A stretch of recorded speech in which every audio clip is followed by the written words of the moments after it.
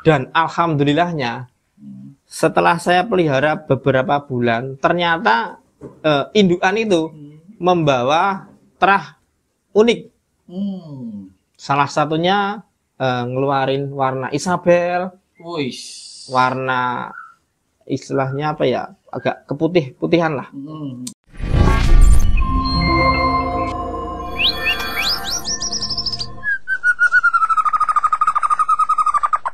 Assalamualaikum warahmatullahi wabarakatuh. Kembali lagi bertemu dengan channel Babehen. Kali ini Babehen akan membuat satu video tentang burung babu. Nah, tentang burung babu.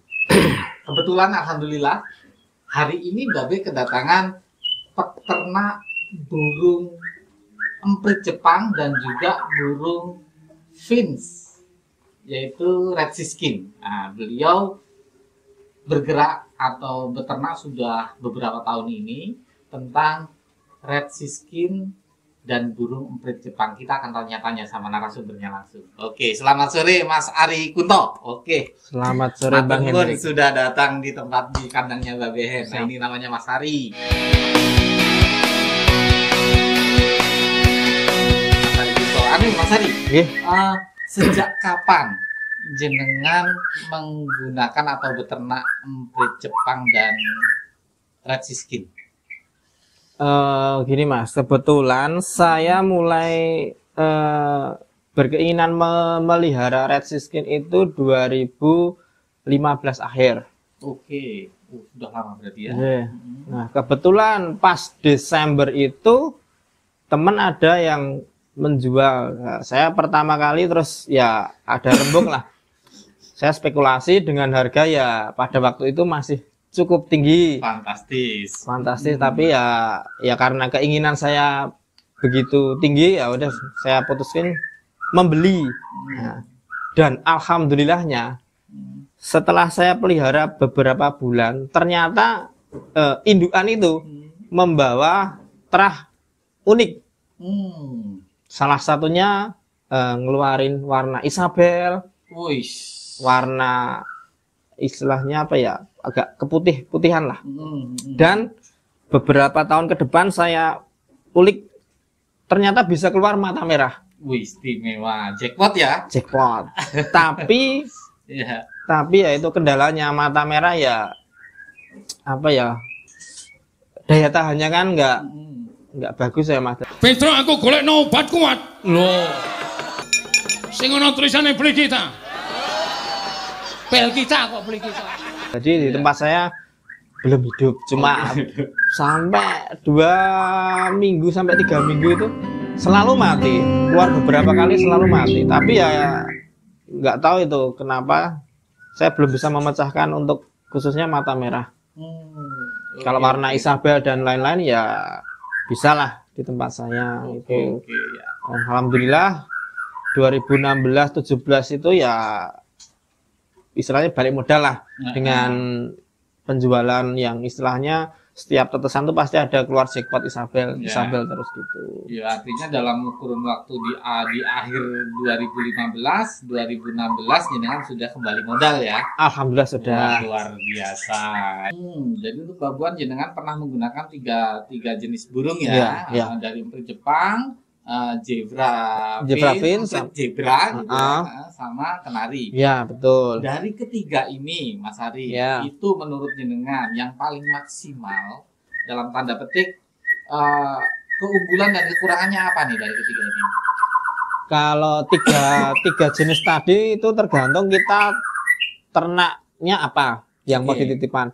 Seumpama kalau saya ternak red siskin, biasanya saya titipkan ke kenari. Kalau kenari itu pasti bisa dilolos sampai dewasa. Nah, terus kemudian emprit Jepang ini itu bisa dibabukan untuk burung apa saja sih, Mas? Orientasinya gimana?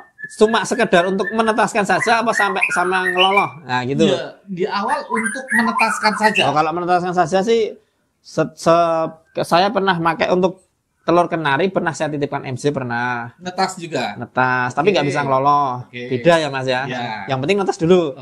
Nah, Gol Amadin sama Red Siskin. Oke. 3 itu pernah saya titipkan ke MC ya, sekedar yang penting bisa netas saja. Oke. Nanti kita pindah ke babu yang sesuai dengan karakter dia gitu. Nah, terus kemudian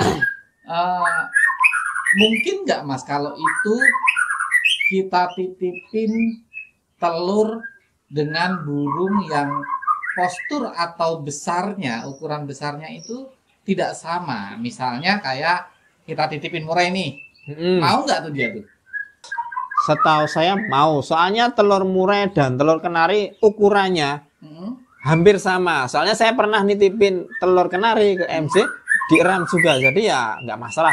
Tapi mungkin maksimal cuma 2. Oh ya, karena dia barangnya Ya, kecil ya, nggak bisa. takut nanti nggak yang lain nggak malah nggak isi lah istilahnya. Oke. Kalau untuk beranjangan Mas, Ya. itu kira-kira bisa nggak dititipin tuh? Oh, sangat bisa. Sangat bisa Sangat ya? bisa. Kenapa Mas? Kayak sangat bisa. Kok yakin sekali kayaknya? Ya karena ukuran telurnya itu hampir sama kayak kenari. Oh, oke. Kalau ukuran masih Oke, seukuran oke. kenari itu masih bisa. 2 butir masih bisa. 3 iya, butir pun iya. ya bisa, cuma ya lebih amannya 2 butir aja. Oke. Nah, sekarang tips dan triknya supaya gimana caranya si emprit itu bisa untuk melatih si emprit Jepang itu bisa langsung ngeram gitu, gimana Mas tuh? Tips-tipsnya tuh gimana tuh? Cara merawatnya gimana tuh? Kalau saya biasanya Hmm. kalau kita pakai yang satu pasang emprit Jepang itu biasanya saya kasih telur, istilahnya telur yang nggak jadi, saya titipin di situ. Paling ya 2-3 hari kita pantau terus. Kalau dia udah rutin ngeram di situ, baru kita ganti telur yang fertil ke situ. Biasanya seperti itu. Soalnya kalau kita langsung naruh telur yang fertil kita di sarang MJ, takutnya nanti MJ-nya belum siap, malah jadi istilahnya embrionya nggak berkembang kalau emang itu telur isi gitu loh Mas. Iya, Mending kita pancing dulu. Oke. Kalau istilahnya udah sekiranya udah stay di situ terus baru kita tukar. Oke. Sepengalamannya Mas Hari nih, Iya. biar bolo-bolo juga paham. Maksudnya tambah literaturnya. Itu untuk melatih itu berapa lama Mas? Maksimalnya. Sepengalamannya jenengan. 1 minggu nggak sampai Mas, biasanya langsung ngeram itu MC itu. Nggak sampai 1 minggu. Nggak sampai.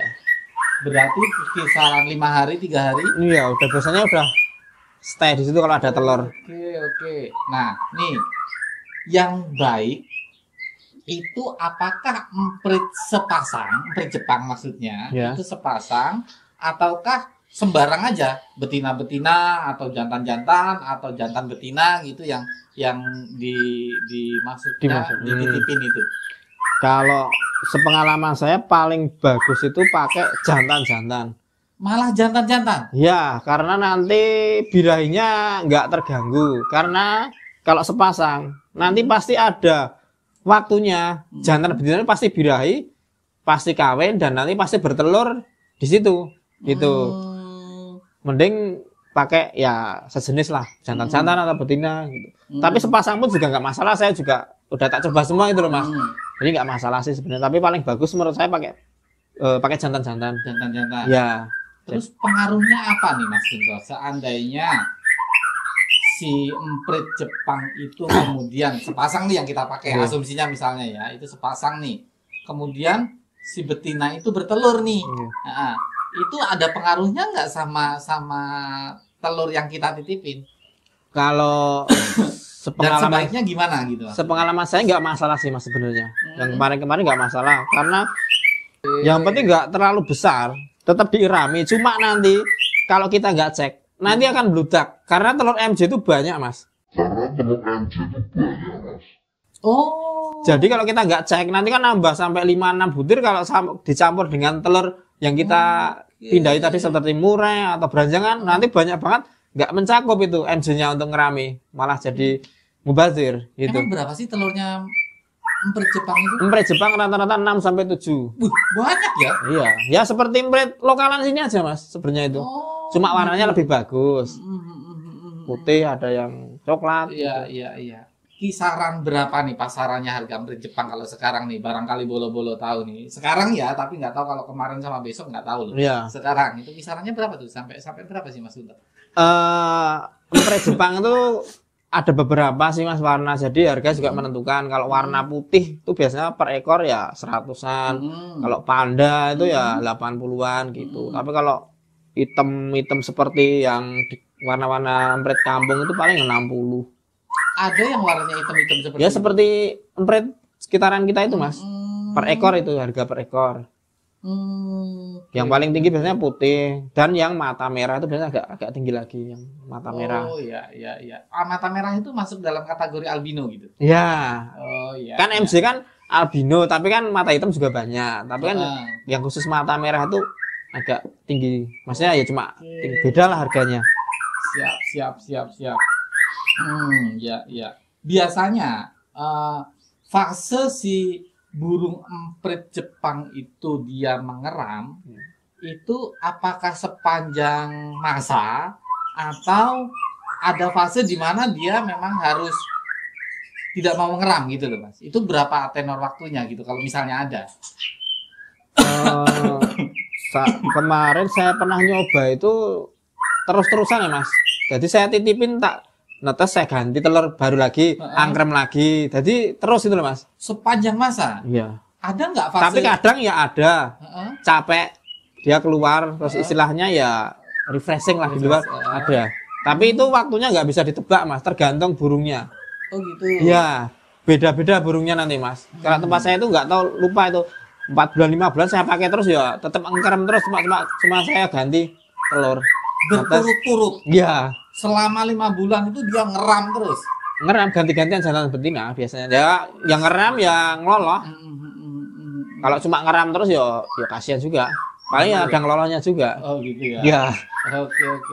Terus ini biasanya burung itu kan punya fase di mana burung itu ada waktunya bodol nih. Nah, ada. Iya kan? Ya. Nah, kalau emprit Jepang nih, fasenya bodol itu sebetulnya berapa lama sih, Mas? Misalnya 1 tahun sekali, kalau misalnya murai kan rata-rata setahun sekali pasti bodol. Ya hampir sama. Setahun bisa 1-2 kali. Biasanya sekali minimal tuh pasti bodol. Bodol. Nah, tapi kalau dia posisi ngeloloh sama ngerem posisi bodol, nanti terus dia. Jadi bodolnya posisi ngeloloh itu nggak masalah. Kadung ngeloloh gitu loh Mas, tapi posisi bodol itu malah bagus. Jadi nggak ada istilahnya, nggak ada jeda dia untuk istirahat. Jadi walaupun dia itu bodol, tetap mau mengeram dan mau mengelola. Mau. Wih, sangar juga nih Iya, Jepang ya. Iya, sangat membantu untuk peternak-peternak yang istilahnya indukannya kurang bagus, biasanya kita pakai MC. Ya, memang banyak sekali kan peternak punya permasalahan. Ya, macam-macam. Ya, induknya yang nggak mau mengeram. Betul. Atau kemudian telurnya dimakan. Betul. Nah, salah satu alternatif ini bisa digunakan dengan menggunakan emprit Jepang bolo. Ya. Gitu, emprit Jepang bisa digunakan untuk membantu mengerami telur khususnya yang sudah fertil. Ya. Gitu. Selain Mbak Behen pernah juga sampaikan bahwa ada mesin penetas inkubator. Nah, mungkin kalau inkubator yang bagus harganya juga agak tinggi. Nah, salah satu alternatif yang lain adalah dengan menggunakan emprit Jepang yang mungkin harganya lebih terjangkau daripada membeli mesin tetas gitu. Oke, Mas Ari Kunto, makasih sekali Sama-sama Bang Hendri. Terima kasih juga bolo-bolo sudah pantengin channelnya Mbak Behen. Jangan lupa subscribe, follow, dan kemudian share. Tetap di channel Mbak Behen. Mbak Behen akan memberikan video-video edukasi tentang burung ternak dan juga burung menjadi juara. Salam sehat satu hobi, Kicomania berkah untuk kita semua. Amin. Assalamualaikum warahmatullahi wabarakatuh. Matur nuwun, Mas Ari Kunto. Sama-sama. Thank you.